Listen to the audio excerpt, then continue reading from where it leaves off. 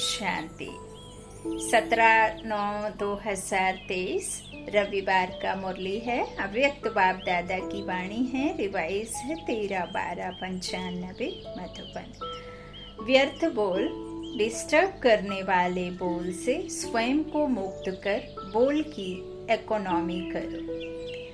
आज बाप दादा चारों ओर की आत्माओं को आप सभी के साथ देख रहे हैं। चारों ओर के बच्चे आकार रूप से बाप दादा के सामने हैं। डबल सभा, साकारी और आकारी दोनों कितनी बड़ी सभा है। बाप दादा दोनों सभा के बच्चों को देख हर्षित हो रहे हैं, क्योंकि बाप दादा हर बच्चे को विशेष 2 रूपों से देख रहे हैं। हर एक बच्चा इस सर्व मनुष्य आत्माओं के पूर्वज सारे वृक्ष का फाउंडेशन है, क्योंकि जड़ से सारा वृक्ष निकलता है। और दूसरे रूप में पूर्वज बड़े को भी कहते हैं। तो सृष्टि के आदि में आप आत्माओं का पाठ ही है, इसलिए बड़े ते बड़े हो। इस कारण सर्व आत्माओं के पूर्वज हो। साथ साथ ऊंचे ते ऊंचे बाप की पहली रचना आप ब्राह्मण आत्माएं हो। तो जैसे ऊंचे ते ऊंचा भगवान है, वैसे बड़े ते बड़े पूर्वज आप हो। तो इतने सारे पूर्वज बच्चों को देख बाप हर्षित होते हैं। आप भी हर्षित होते हो कि हम पूर्वज हैं। उसी निश्चय और नशे में रहते हो। तो बाप दादा आज पूर्वजों की सभा देख रहे हैं। आप सभी जो भी बाप के बच्चे हो, माया से बचे हुए हो। बच्चे का अर्थ ही है बाप का बनना, अर्थात बच्चे बनना। तो माया से बचे हुए बाप के बच्चे बनते हैं। आप सभी माया से बचे हुए हो ना, कि कभी चक्कर में आ जाते हो। कहते हैं ना, ऐसा भी चक्रव्यूह होता है जो बहुत तरीके से निकलना होता है। तो कोई भी माया के वाव्यूह में फंसने वाले तो नहीं हो ना। क्या कोई चक्कर है? बचे हुए हो? हाँ जी। ऐसे नहीं करना कि यहाँ हाँ जी करके जाओ और वहाँ जाकर कहो ना जी। जब एक बार चक्कर से निकलने का रास्ता या विधि आ गई तो फिर फंसने की तो बात ही नहीं है। माया को भी अच्छी तरह से जान गए हो ना, कि कभी अनजान बन जाते हो। फिर कहते हैं हमको तो पता ही नहीं पड़ा कि ये माया है, क्योंकि जैसे आजकल का फैशन है, भिन्न भिन्न फेस बहुत पहन लेते हैं। अभी अभी क्या बनेंगे, अभी अभी क्या बनेंगे। तो माया के पास भी ये फंसाने के फेस बहुत हैं। कभी किसी तरीके से, कभी किसी रूप में आती। उसके पास अच्छा बड़ा दुकान है। जिस समय जो रूप धारण करना चाहे उस समय कर लेती है। और अगर जाने अनजाने फंस गए तो निकलने में बहुत टाइम लगता है। और संगम का 1 सेकंड व्यर्थ जाना अर्थात 1 वर्ष गंवाना है। सेकंड नहीं। आप सोचो संगम युग कितना छोटा है। अभी तो डायमंड जुबली मना रहे हो, और इस थोड़े से समय में जो बनना है, जो जमा करना है, वो अभी बन सकते हैं। तो बाप दादा देख रहे थे कि बनने का समय कितना थोड़ा है, और बनते हो सारा कल्प। तो कहाँ 5000 और कहाँ अभी 60 वर्ष। चलो आगे कितना भी समय होगा, लेकिन हजारों की गिनती में तो नहीं होगा ना। तो इस थोड़े से समय में राज्य अधिकारी बनने व रॉयल फैमिली में आने के लिए क्या करना होगा? वैसे संख्या के हिसाब से सतयुग में विश्व का तख्त सभी को तो मिल भी नहीं सकता। मानो पहले लक्ष्मी नारायण तो तख्त पर बैठेंगे, लेकिन जो पहले लक्ष्मी नारायण की रॉयल फैमिली है, उन्हों को भी इतना ही सभी द्वारा स्नेह और सम्मान मिलता है। तो अगर पहली राजधानी के रॉयल फैमिली में भी आते हैं तो वो पहला नंबर है। चाहे बड़े तख्त पर नहीं बैठते, लेकिन प्रारब्ध नंबर 1 के हिसाब से ही है। नहीं तो आप सभी लोगों को त्रेता तक भी तख्त थोड़े ही मिलेगा, लेकिन विश्व राज्य अधिकारी का लक्ष्य सभी का है ना, कि वहाँ भी एक स्टेट के राजा बन जाएंगे। तो पहले नंबर के रॉयल फैमिली में आना ये भी श्रेष्ठ पुरुषार्थ है। कोई को तख्त मिलता और किसको रॉयल फैमिली मिलती है, इसके भी गुहा रहस्य है। जो सदा संगम पर बाप के दिल तख्त नशीन स्वतः और सदा रहता है, कभी कभी नहीं। जो सदा आदि के अंत तक स्वप्न मात्र भी, संकल्प मात्र भी पवित्रता के व्रत में सदा रहा है, स्वप्न तक भी अपवित्रता को टच नहीं किया है, ऐसी श्रेष्ठ आत्माएं तख्त नशीन हो सकती है। जिसने चारों ही सब्जेक्ट में अच्छे मार्क्स नंबर्स लिए हैं, आदि से अंत तक अच्छे नंबर से पास हुए हैं, उसी को ही पास विद ऑनर कहा जाता है। बीच बीच में मार्क्स कम हुई हैं, फिर मेकअप किया है, मेकअप वाला नहीं, लेकिन आदि से चारों ही सब्जेक्ट में बाप के दिल पसंद है, वो तख्त ले सकता है। साथ साथ जो ब्राह्मण संसार में सर्व के प्यारे, सर्व के सहयोगी रहे हैं, ब्राह्मण परिवार हर एक दिल से सम्मान करता है, ऐसा सम्मानधारी तख्त नशीन बन सकता है। अगर इन बातों में किसी न किसी में कमी है तो वो नंबर वार रॉयल फैमिली में आ सकता है, चाहे पहले में आवे, चाहे 8वीं में आए, चाहे त्रेता में आए। तो अगर तख्त नशीन बनना है तो इन सभी बातों को चेक करो। अगर सेवा में 100 मार्क्स जमा हैं और धारणा में 25%, तो क्या होगा, वो अधिकारी बनेगा। कई बच्चे और सब्जेक्ट में आगे चले जाते हैं, लेकिन प्रैक्टिकल धारणा में जैसा समय है वैसा अपने को मोल्ड करना, वो है रियल मोल्ड गोल्ड। कहाँ कहाँ माया बच्चों से भी होशियार हो जाती है, वो फट से समय प्रमाण स्वरूप धारण कर लेती है।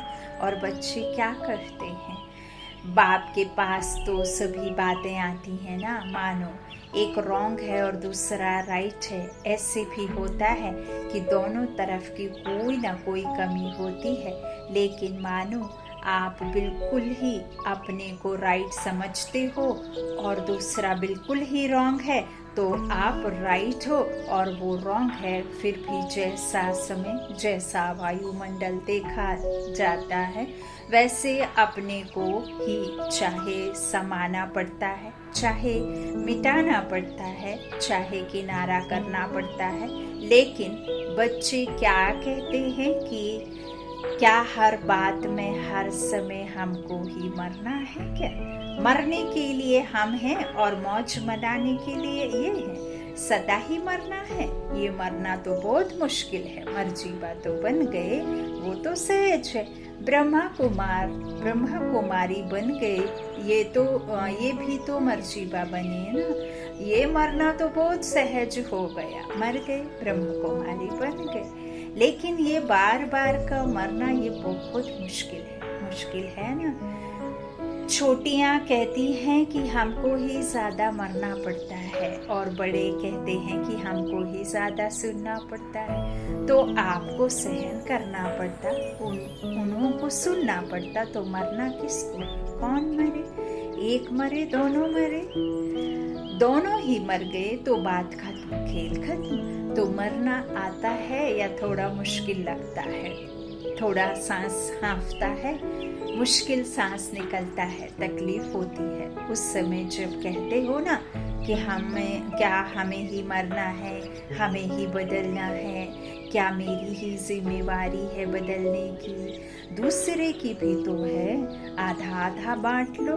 तुम इतना मरो मैं इतना मरूं। बाप दादा को तो उस समय रहम भी बहुत आता है, लेकिन ये मरना मरना नहीं है, ये मरना सदा के लिए जीना है। लोग कहते हैं ना कि बिना मरे स्वर्ग नहीं मिलेगा, तो उस मरने से तो स्वर्ग मिलता नहीं, लेकिन इस मरने से स्वर्ग का अधिकार जरूर मिलेगा। इसलिए ये मरना अर्थात स्वर्ग का अधिकारी बनना। अच्छा, अब ये 2 मरण बाबा ने बताए हैं। एक मरना का अर्थ है जीते जी तन मन धन से, पूरी शिद्दत से, मन बुद्धि से, जो भी हम इन स्थूल नेत्रों से जो भी इस पुरानी दुनिया में हम देख रहे हैं, वो सब परमात्मा को दे करके फिर दोबारा बिल्कुल भी अपनेपन में या देहभान में या फिर किसी भी तरह का मेरापन ना हो, तब मरना। जीते जी कहते हैं कि आत्मा समझ कर निश्चय बाप पर कर रहना। और दूसरा जो बाबा कहते हैं कि कहा जाता है कि मरने बिना स्वर्ग नहीं मिलता, तो वो मरने बिना तो स्वर्ग सच में नहीं मिलेगा। लेकिन यहाँ जो परमात्मा हमें मरने की बात कहते हैं कि जीते जी अपना सब कुछ दे करके नष्टो मोहा बन जाओ, तो इससे जरूर स्वर्ग का अधिकारी बन सकते हो। डर जाते हो ना, मरना पड़ेगा, सहन करना पड़ेगा, तो छोटी बात बड़ी हो जाती है। आप सोचो, कोई भी डाकू या चोर है नहीं, लेकिन आपको डर बैठ गया कि डाकू है, चोर है, तो भय से क्या होता है? भय से या तो हार्ट नीचे ऊपर होगी या ब्लड प्रेशर नीचे ऊपर होगी। डर से होता है ना, तो डर जाते हो। मरना बड़ी बात नहीं है, लेकिन आपको डर बड़ी बात बना देता है। फिर कहते हैं पता नहीं हमको क्या होता है, पता नहीं, लेकिन जैसे हिम्मत से मर्जीबा बनने में भय नहीं किया, खुशी खुशी से किया, ऐसे खुशी खुशी से परिवर्तन करना है। मरना शब्द नहीं है, लेकिन आपने मरना शब्द कह दिया है, इसलिए डर जाते हैं। वास्तव में ये मरना नहीं है, लेकिन अपने धारणा के सब्जेक्ट में नंबर लेना है। सहन करने में घबराओ मत। क्यों घबराते हो? क्योंकि समझते हो कि झूठी बात में हम सहन क्यों करें। लेकिन सहन करने की आज्ञा किसने दी है? झूठ बोलने वाले ने दी है। कई बच्चे सहन करते भी हैं, लेकिन मजबूरी से सहन करना और मोहब्बत में सहन करना, इसमें अंतर है। जिससे हम प्यार करते हैं उसकी हर बात हमें बहुत प्यारी लगती है, और जिससे हम प्यार नहीं करते उसकी अच्छी बात भी बुरी लगती है, उसकी अच्छी हरकतों में भी हमें उसमें बुराई ही दिखती है।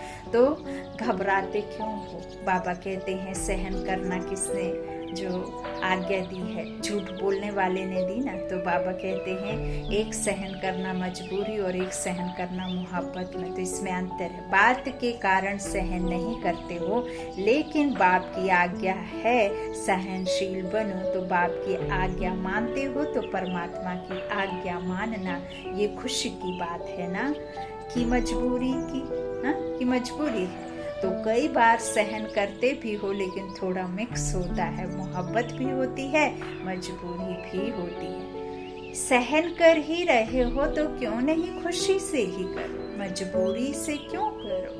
वो व्यक्ति सामने आता है ना तो मजबूरी लगती है, और बाप सामने आवे कि बाप की आज्ञा पालन कर रहे हैं तो मोहब्बत लगेगी, मजबूरी नहीं। तो ये शब्द नहीं सोचो। आजकल ये थोड़ा कॉमन हो गया है, मरना पड़ेगा। कब तक मरना पड़ेगा? अंत तक, या 2 साल, 1 साल, 6 मास, फिर तो अच्छा मर जाएं, लेकिन कब तक मरना है? कई बार बहुत सहज भाषा में हम समझ सकते हैं कि जैसे आप माताएं बहनें घर का कार्य करती हैं और आपके कोई भी हाथ बटाने वाला सहयोगी घर में नहीं होता है, तो आप बहुत चिड़चिड़ करके खाना बनाएंगे, भोजन बनाते समय भी चिड़चिड़ करेंगे, और बर्तन मलने टाइम भी चिड़चिड़ करेंगे, कपड़े आदि झाड़ू पोछा बर्तन जो जिस महिला को जिस बहन को करना पड़ता है तो वो बहुत चिड़चिड़ करके करते हैं। अच्छा, यदि आप चिड़चिड़ करके करते हैं तो क्या वो काम आप दूसरे से करवा लेते हैं या आपको ही करना पड़ता है?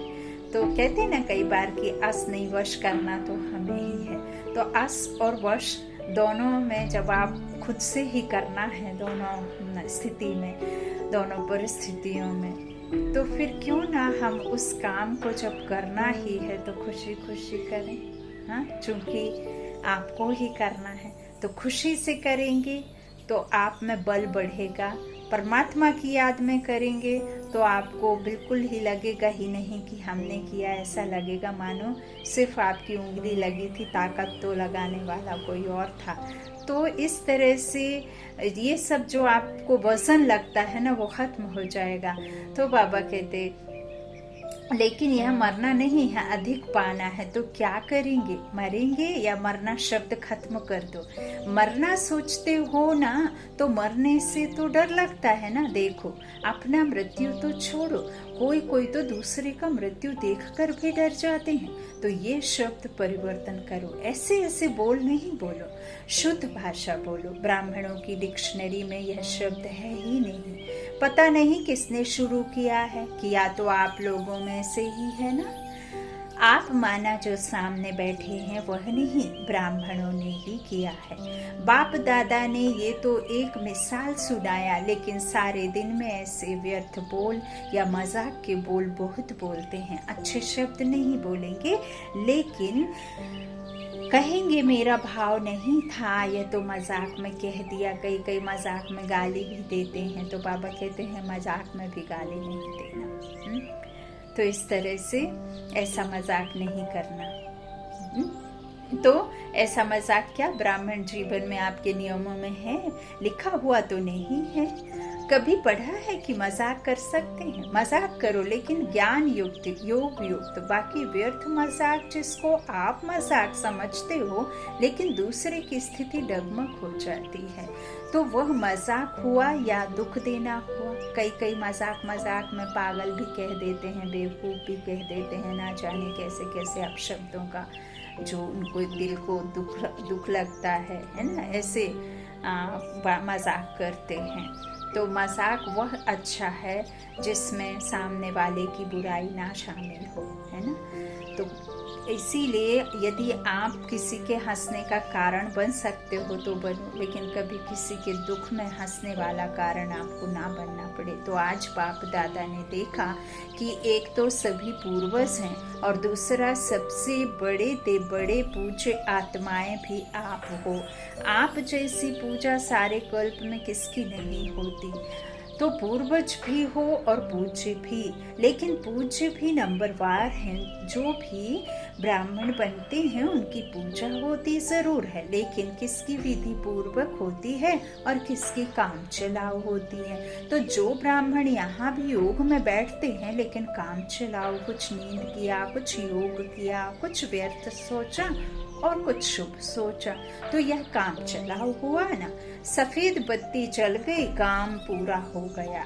हाँ, लाल बत्ती जब तक थी तब तक तो टिके रहे याद में, और वो भी मन में कुछ चलता रहा, और सफेद बत्ती जली तो काम पूरा हो गया। ऐसे धारणा में भी काम चलाओ बहुत होते हैं।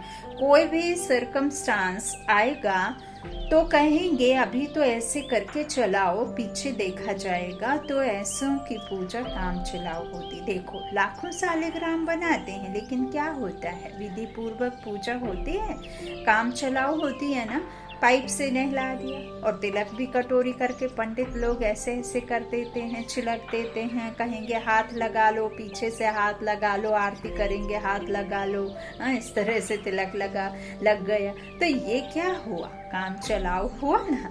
पूज्य सभी बनते हो, लेकिन कैसे पूज्य बनते हो? नंबरवार है ना। जो मेन होते हैं, हेड होते हैं, उनको सबसे ज्यादा अच्छे तरीके से पूजन किया जाता है। हाँ, तो इस तरह से किसकी हर कर्म की पूजा होती है। दातून, दातून का भी दर्शन होता है। दातून हो रहा है, मथुरा में जाओ तो दातून का भी दर्शन कराते हैं।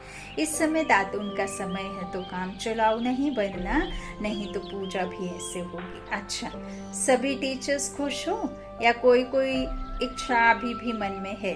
कोई भी इच्छा होगी तो अच्छा बनने नहीं देगी, या इच्छा पूर्ण करो या अच्छा बनो, आपके हाथ में है। और देखा जाता है कि ये इच्छा ऐसी चीज है, जैसे धूप में आप चलते हो तो आपकी परछाई आगे जाती है, और आप उसको पकड़ने की कोशिश करो तो पकड़ी जाएगी, और आप पीट करके आ जाओ तो वो परछाई कहाँ जाएगी, आपके पीछे पीछे आएगी। तो इच्छा अपने तरफ आकर्षित कर रुलाने वाली, और इच्छा को छोड़ दो तो इच्छा आपके पीछे पीछे आएगी। मांगने वाला कभी भी संपन्न नहीं बन सकता, और कुछ नहीं मांगते हो, लेकिन रॉयल मांग तो बहुत है, जानते हो ना। रॉयल मांग क्या है? अल्पकाल का कुछ नाम मिल जाए, कुछ शान मिल जाए, कभी हमारा भी नाम विशेष आत्माओं में आ जाए, हम भी बड़े भाइयों में गिने जाएं, हम भी बड़ी बहनों में गिने जाएं, आखिर हमको भी तो चांस मिलना चाहिए। लेकिन जब तक मांगता तो हो, तब तक कभी खुशी के खजाने से संपन्न नहीं हो सकते। ये मांग के पीछे या कोई भी हद की इच्छाओं के पीछे भागना ऐसे ही समझो जैसे मृग तृष्णा है। इससे सदा ही बचकर रहो। छोटा रहना कोई खराब बात नहीं है, छोटे सुभान अल्लाह हैं, क्योंकि बाप दादा के दिल पर नंबर आगे है। अल्पकाल की इच्छा का अनुभव करके देखा होगा तो रुलाती है या हंसाती है? रुलाती है ना। तो रावण की आज्ञा है रुलाओ, आप तो बाप के हो ना, तो अब बाप हंसाने वाला है या रुलाने वाला है? आज बाप दादा विशेष इस पर अटेंशन दिला रहे हैं कि व्यर्थ बोल जो किसको भी अच्छे नहीं लगते, आपको अच्छा लगता है लेकिन दूसरों को अच्छा नहीं लगता, तो सदा के लिए उस शब्द को समाप्त कर दो। आपकी आत्मा को जो अच्छा नहीं लगता, तो पक्की बात है कि दूसरी आत्मा को भी वो बात अच्छी नहीं लगेगी। इसीलिए कहते हैं शब्दों को पहले स्वाद चख लो कि वो आपको अच्छे लग रहे हैं क्या, खाकर देखो। यदि आपको वो अच्छे नहीं लग रहे हैं तो जरूर किसी और को वो शब्द परोसो मत। मौन तभी खुले जब मौन से सुंदर शब्द हो। तो इस तरह से, लेकिन दूसरों को अच्छा नहीं लगता तो सदा के लिए उस शब्द को समाप्त कर दो। ऐसे सारे दिन में अगर बाप दादा अपने पास बच्चों के शब्द नोट करे तो काफी फाइल बन सकते हैं। यह अपशब्द, व्यर्थ शब्द, जोर से बोलना या जोर से बोलना भी वास्तव में अनेकों को डिस्टर्ब करना है। ये नहीं बोलो मेरा तो आवाज ही बड़ा है। माया जीत बन सकते हो और आवाज जीत नहीं बन सकते। तो ऐसे किसी को भी डिस्टर्ब करने वाले बोल और व्यर्थ बोल नहीं बोलो। बात होती है 2 शब्दों की, लेकिन आधा घंटा उस बात को बोलते रहेंगे। तो ये जो लंबा बोल बोलते हो, जो 4 शब्दों में काम हो सकता है, वो 12-15 शब्द में नहीं बोलो। आप लोगों का स्लोगन है कम बोलो धीरे बोलो। तो जो कहते हैं ना हमारा आवाज बहुत बड़ा है, हम चाहते नहीं है लेकिन आवाज ही बड़ा है, तो वो गले में एक स्लोगन लगा कर डाल ले वे। होता क्या है, आप लोग तो अपनी धुन में जोर से बोल रहे हो, लेकिन आने जाने वाले सुन करके ये नहीं समझते कि इसका आवाज बड़ा है। वो समझते हैं कि पता नहीं झगड़ा हो रहा है ना। कई मनुष्य आत्माओं के घर परिवार में आदत होती है बहुत अजीब तरीके से, बहुत ही जोर से आवाज में बोलना। तो फिर पड़ोस वाले क्या समझते कि इनके यहाँ पता नहीं झगड़ा तो नहीं हो रहा। तो ये भी डिससर्विस हुई। इसलिए आज का पाठ दे रहे हैं व्यर्थ बोल या किसी को भी डिस्टर्ब करने वाले बोल से अपने को मुक्त करो। व्यर्थ बोल मुक्त, फिर देखो अव्यक्त फरिश्ता बनने में आपको बहुत मदद मिलेगी। बोलते ही रहते हो। अगर बाप दादा टेप भरकर आपको सुनाए ना तो आपको भी हंसी आएगी। तो क्या पाठ पक्का किया है? बोल की इकोनॉमी करो, अपने बोल की वैल्यू रखो, है ना। देखो आपने देखा होगा कि जब हम कोई संत महात्मा बात करता है तो उसकी हर बात में उसके जो भक्त होते हैं वो क्या कहते हैं, जो फॉलोअर्स होते हैं वो क्या कहते हैं, जी गुरु जी, जी गुरु जी, जी गुरु जी, यही सच है गुरु जी, यही सच है गुरु जी। क्यों कहते हैं? क्योंकि वो बोल ही ऐसे बोलते हैं जिसमें कोई इस तरह की व्यर्थ या कोई भी किसी तरह का उसमें शब्द बेवजह का नहीं होता है ना। तो इस तरह से बाबा कहते हैं कि तुमको अगर तुम्हारे ही सुनाए जाए टैप करके तो फिर तुमको बहुत हंसी आएगी। तो क्या पाठ पक्का किया? बोल की इकोनॉमी करो, अपने बोल की वैल्यू रखो। जैसे महात्माओं को कहते हैं ना सत्य वचन महाराज, तो आपके बोल सदा सत्य वचन अर्थात कोई ना कोई प्राप्ति कराने वाले वचन हो। किसको चलते फिरते हंसी में कह देते हो ये तो पागल है, ये तो बेसमझ है, ऐसे कई शब्द बाप दादा अभी भूल गए हैं, लेकिन सुनते हैं तो ब्राह्मणों के मुख से ऐसे शब्द निकलना, ये मानो आप सत्य वचन महाराज वाले किसी को श्राप देते हो। किसको श्रापित नहीं करो, सुख दो, युक्ति युक्त बोल बोलो और काम का बोलो, व्यर्थ नहीं बोलो। तो जब बोलना शुरू करते हो तो 1 घंटे में चेक करो कि कितने बोल व्यर्थ हुए और कितने सत्य वचन हुए। अच्छा, एक वीडियो मैंने अपलोड की थी कि जो मूवीज के सिने एक्टर होते हैं या जो क्रिकेटर होते हैं, जो बड़े बड़े चेहरे होते हैं जिनके, उनके एक एक लाइन करोड़ों लाखों की बिकती है ना। एडवर्टाइजमेंट कर दे यदि कोई एक्टर स्टेज पे आकर या टीवी पे, तो आपको पता है ना उनकी एक लाइन के बदले उनको 1-1 लाख करोड़ भी मिलता है। आप पूरे दिन में कितना बोलते हैं, आपने कभी अंदाज भी नहीं किया होगा कि कितने सेंटेंस कितनी लाइन बोलते हैं, और उसके बदले आपको बिल्कुल भी पैसा कुछ भी नहीं मिलता और ऊपर से आपकी एनर्जी और वेस्ट होती है। तो चेक करो कि किस तरह के आपके बोल में वैल्यू है। तो बाबा कहते हैं अपने बोल की वैल्यू समझो, अब शब्द नहीं बोलो, शुभ शब्द बोलो, क्योंकि अभी लास्ट मास है और आदि का मास डायमंड जुबली है। तो सारा साल डायमंड बनेंगे या 6 मास बनेंगे, सारा साल बनेंगे ना। इसलिए बाप दादा डायमंड जुबली के पहले बच्चों को विशेष अटेंशन दिला रहे हैं। बाप दादा चारों ओर के दृश्य तो देखते ही रहते हैं, सारा दिन नहीं देखते रहते हैं, सेकंड में सब देख सकते हैं। तो पाठ पक्का किया, मुक्त बनना है या थोड़ा थोड़ा युक्त और थोड़ा थोड़ा मुक्त। हर एक अपने को देखो, ये नहीं शुरू करना कि बाबा ने वाणी चलाई फिर भी बोल रहा है, दूसरे को नहीं देखना, अपने को देखो। मैंने बाप की श्रीमत को कितना अपनाया है। अभी तो 1-2 को देखते हैं ये कर रहा है, लेकिन जब अधिकार मिलने में वो नीचे पद में जाएगा तो उस समय आप साथ देंगे, उस समय देखेंगे, उस समय नहीं देखेंगे। फिर अभी क्यों देखते हो? अच्छा, सभी मुक्त बनेंगे ना। सभी को पाठ याद है? कौन सा पाठ? व्यर्थ बोल मुक्त याद है? भूल तो नहीं गया? अच्छा, चारों ओर के पूर्वज आत्माओं को सदा इस निश्चय और नशे में रहने वाली श्रेष्ठ आत्माओं को सदा बाप के श्रीमत प्रमाण हर कर्म करने वाले कर्मयोगी आत्माओं को सदा दृढ़ संकल्प से बाप के हर कदम पर कदम रखने वाली फॉलो फादर बच्चों को बहुत बहुत याद प्यार और नमस्ते। डबल विदेशियों को डबल नमस्ते। वरदान है अलौकिक को अलौकिक में परिवर्तन कर घर को मंदिर बनाने वाले आकर्षण मूर्त भव।